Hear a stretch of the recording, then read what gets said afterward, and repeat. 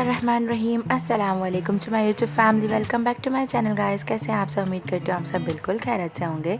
Guys आज हमारे kitchen में बहुत ही मज़ेदार सी चिकन टिक्का मैक्रोनी बनने जा रही है, जिसके लिए मैंने यहाँ पे 250 ग्राम जो है वो बोनलेस चिकन लिया है। इसी के साथ 2 टमाटर लिए हैं जिसे मैंने जो है वो स्लाइसली कट कर लिया है, 1 कैप्सिकम ली है और इसी के साथ 1 प्याज ली है, उसे भी मैंने फाइनली चॉप्ड कर लिया है। और जो स्पाइसेस हम यहाँ पर यूज़ करेंगे उसमें 2 टेबल स्पून कुटी हुई लाल मिर्च, 1 टेबल स्पून यहाँ पर गरम मसाला, 1 टेबल स्पून मैंने यहाँ पर तंदूरी मसाला, 2 टेबल स्पून यहाँ पर ginger garlic paste, 2 table spoon यहाँ पर दही और 2 टेबल स्पून यहाँ पर चिली गार्लिक सॉस मैंने इस्तेमाल किया। और इसी के साथ साथ यहाँ पे मैंने चिली सॉस, सोया सॉस और सिरका इस्तेमाल किया और 1 पैकेट मैंने यहाँ पर कॉल्सन का टिक्का मैक्रोनी का लिया। सबसे पहले गाइस हम यहाँ पर चिकन को मैरिनेट करेंगे, जिसके लिए मैंने यहाँ पर जिंजर गार्लिक पेस्ट, गरम मसाला, तंदूरी मसाला और इसके साथ मैंने यहाँ पर कुटी हुई लाल मिर्च और दही इसमें शामिल कर दी। और इसी के साथ साथ मैं यहाँ पर इसमें 2 टेबल स्पून जो है वो सिरका शामिल कर दूँगी।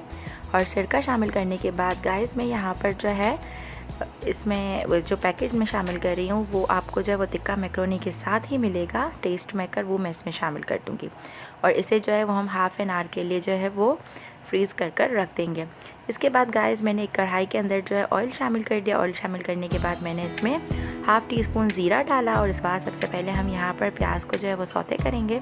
और जैसे ये इलायची जो है यहाँ पर सॉफ्ट हो गई तो मैंने यहाँ पर इसमें टोमेटोज़ डाल दी।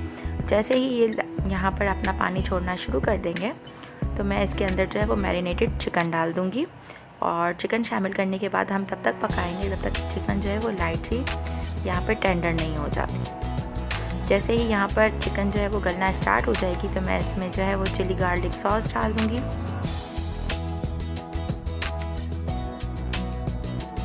और चिली गार्लिक सॉस के साथ गाइस मैं यहाँ पर चिली सॉस और सोया सॉस भी इसमें शामिल कर दूँगी। और इसे जो है हम तब तक पकाएंगे जब तक जो है ये इसका ऑयल जो है वो सेपरेट नहीं हो जाता। और इसके बाद जो है हम बाकी स्टेप की तरफ जो है वो चलेंगे।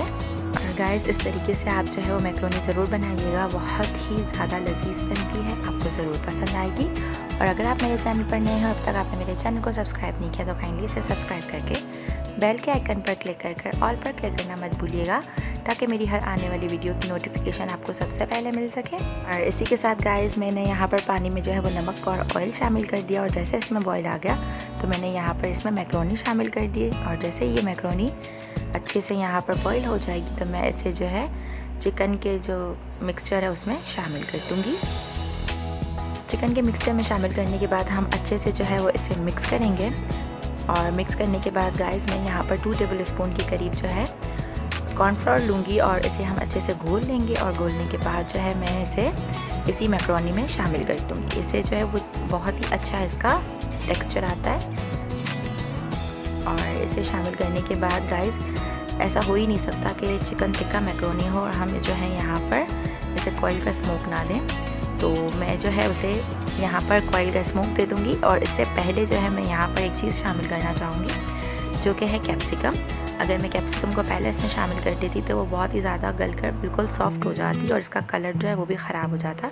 तो कैप्सिकम जो है वो हमेशा ऊपर से ही हमें इसमें ऐड करनी है। और इसे ऐड करने के बाद जो है हम इसे कॉइल का स्मोक दे देंगे और इस तरीके से हमारी टिक्का मैक्रोनी जो है वो रेडी हो जाएगी। तो गाइज़ यहाँ पर हमारी चिकन टिक्का मैक्रोनी जो है वो बिल्कुल तैयार है। उम्मीद करती हूँ आपको ज़रूर पसंद आएगी, इसे ज़रूर ट्राई कीजिएगा। मिलते हैं नेक्स्ट व्लॉग में किसी और चीज़ के साथ, तब तक अपना बहुत ख्याल रखिएगा। अल्लाह हाफिज़।